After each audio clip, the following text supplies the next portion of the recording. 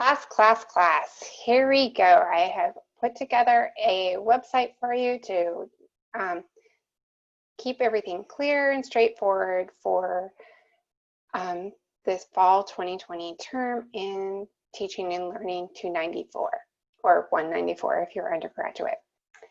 On this front page, you will see that there is the course syllabus and calendar and links to instructions on the two major projects for this class. The inquiry project I have gone over in another video, and the link to that video is on the front of the inquiry project page here. And so you can watch that to get more instructions. This video is in regards to the strategy collection. So this page is actually an example of what your strategy collection could look like. And so it is a collection of strategies on one page. And I will be continuing to add to this throughout the course. Each week when I demonstrate a strategy, then I add it back on the site. So your job is to choose 7 total strategies. 7 total strategies. And 4 of those need to be related to literacy. So the big 5 ideas of reading. I would also include oral language in that as well. And 3 from any other content covered in the course. So that includes classroom management strategies, packing the standards, math, and social emotional learning. So when you choose a strategy, you can choose it from what I demonstrated in class, or you may choose it from the readings as well. There will be overlap. Usually what I demonstrate in class is something that is also in our readings. You'll need to adapt and match it to your class. So you can take the Jamboard activities we've been doing and choose to use it and implement it in your class, and then you can keep a PDF of that as your example of doing it. You can record yourself explaining the activity. So the key ticket is that you take it and you adapt it to how you would use it. And then you need to demonstrate how you teach it to your students. So again, that's either recording a Zoom video, explaining how you would teach it, or actually taking video while you're teaching it on your Zoom class. You can download the version that doesn't include any student videos, and it's just the shared screen. Then the key part is that these things should be collected. So you're going to turn them in as if it was one binder. And so the way you can do that online are a couple of ways, well, multiple ways. You can do that by creating a YouTube channel. So you have a video of each one with your verbal explanation of the strategy. You could use a Padlet if you're primarily using visuals or files, and then a written description on the Padlet. You can have a Google Drive folder that has everything in Google Doc. Or you can have a Google site like I have here. And so the links here, each one of these will take you to a how-to do that. So to see an example of what I expect for any one of these strategies that you include, you would go to session 5. We're going to scroll down to that in a minute. So here are links to all the possible activities or strategies that you could use, and it's going to link down the page so you can quickly navigate there. Here is the strategy template. These are all the questions you need to address when describing your strategy. And here's the rubric for how I will be overall grading those expectations. So if you look at the rubric,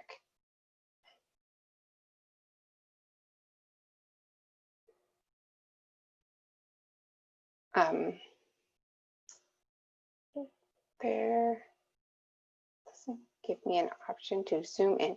But I will be taking an average. So each one of the strategies you can demonstrate will have 5 points. And so how I'm looking at this is that I'm looking at overall, were the required components included? Were the strategies, did you describe the level of content? And was it well demonstrated? And did your response and description show some reflection about how it went? Did it demonstrate understanding of the concept and strategies and make connections to readings and evidence-based practices? And then, do you have a clear presentation? Did you have good spelling and punctuation? Was it readable, or was it verbally understandable and well presented? And so for each strategy, I'm going to look at all of those areas. So, and then take an average of that. So if you were 5, 5, 5, 5, 5, then on one strategy, then you get that 5 for that.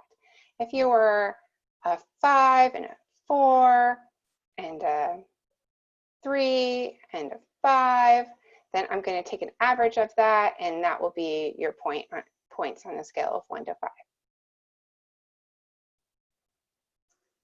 Okay, so let's go back to what this could look like. So we're going to click ahead to session 5, oral language. So this week I just demonstrated this to you. Get my little video out of the way. And I have done a write-up of what example of what you that would look like. So this is following the template. The bolded parts are all on the template. The content area and instructional priority, I gave a link to the Common Core Standard, and I indicated the instructional priorities from the High Leverage Practices book, that it's focused on vocabulary, especially Tier 2 words. Then I gave an example of the language, the vocabulary acquisition standard here, that this strategy would help develop and demonstrate understanding of word relationships and word meanings, and also ask them to make real-life connections between words and their use. Then I wrote a specific learning objective that through this activity, given a sentence starter and a visual, students will use vocabulary in a defining sentence with a peer. I just said overall vocabulary. In this example, I used the word supplied. So this could be generally whatever word you chose here.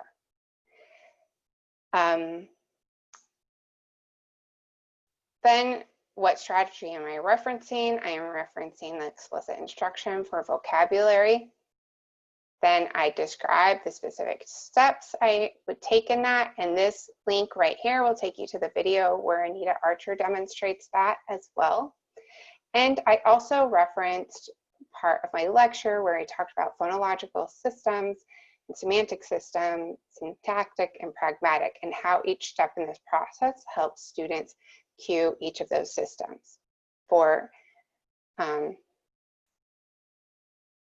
then I have a demonstration of the strategy, which is down here.